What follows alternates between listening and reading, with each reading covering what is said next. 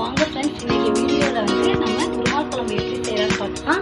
வாங்க, நான் தேவையான பொருளெல்லாம் எடுத்து வச்சுருக்கேன் பாருங்க. இது வந்து வெண்டைக்காய் பொரியலுக்கு நான் எடுத்து வச்சுருக்கிறேன்.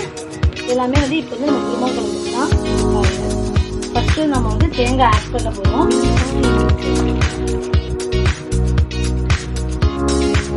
தேங்காய் அரைச்சி வச்சுருக்கேன். அதுலேயே நான் வந்து தண்ணியெல்லாம் மிக்ஸ் பண்ணிட்டேன்.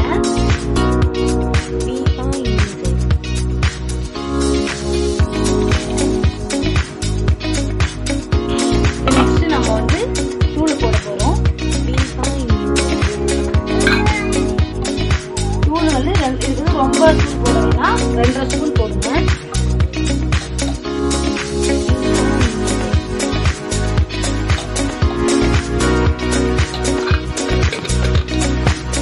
இப்போ தக்காளி நம்ம அதில் ஆட் பண்ண போகிறோம். நான் தக்காளி வந்து ஒரு தக்காளி எடுத்துக்கிட்டேன். ஜாரில் வந்து நான் வந்து அரைச்சி வச்சுக்கிட்டேன், மிக்ஸி ஜாரில்.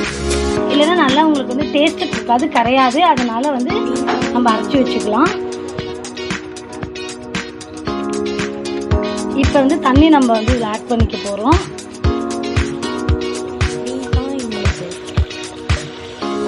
இதில் 2 கிளாஸ் தண்ணி ஊற்றணும்.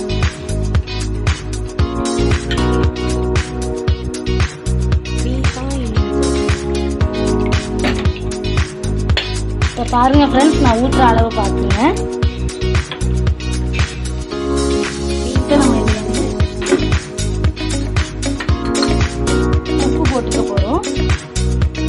பாருங்க, உப்பு தேவையான அளவு.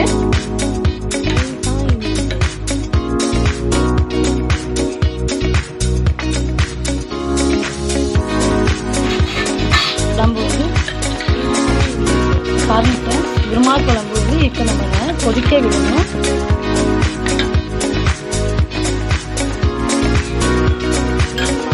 ஹாய் ஃப்ரெண்ட்ஸ், இப்போ அடுப்பு கட்ட வச்சுக்கலாம்.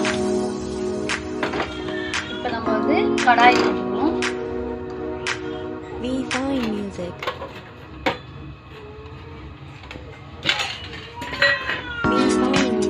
ஹீட் ஆனோடனே நம்ம வந்து கொஞ்சம் தாளிக்கணும்.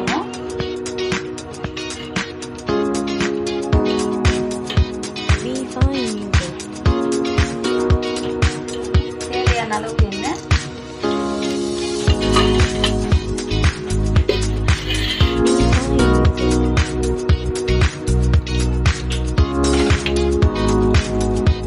நம்ம வந்து சோம்பு போட்டுக்க போகிறோம். சோம்பு வந்து பவுடர் ஆக்கி போடுங்க, அப்போ தான் குழம்பு நல்லா வாசமாக இருக்கும். இதில் 1 ஸ்பூன் போடுறோம்.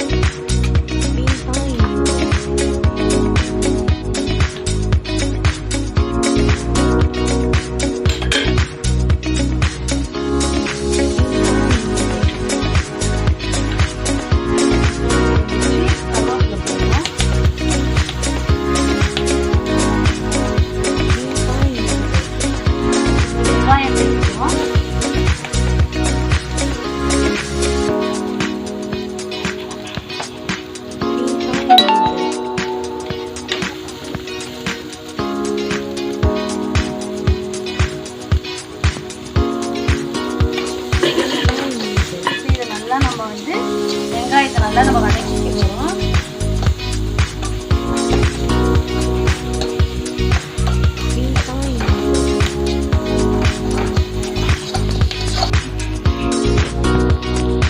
இப்போ நல்லா வெங்காயம் வதக்கிச்சு பாருங்க. இப்போ நம்ம குழம்பு எடுத்து கரைச்சி வச்ச குழம்பு வந்து இப்போ நம்ம வந்து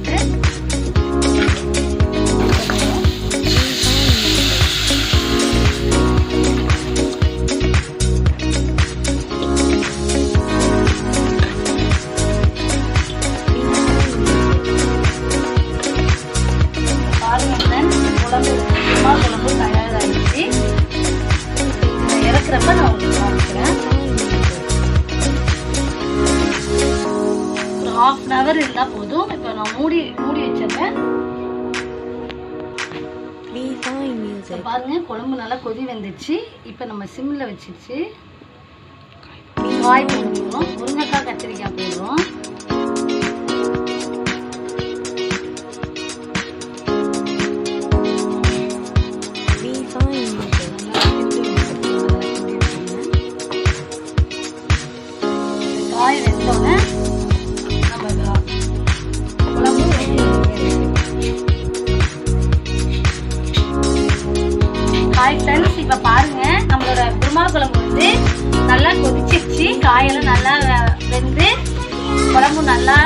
சூப்பரா இருக்கு பாருங்க.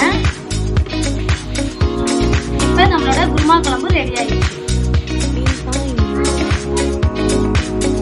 ஃப்ரெண்ட்ஸ். இப்ப பாருங்க ஃப்ரெண்ட்ஸ், நம்மளோட சுவையான குருமா குழம்பு ரெடி ஆயிடுச்சு. Thank you friends.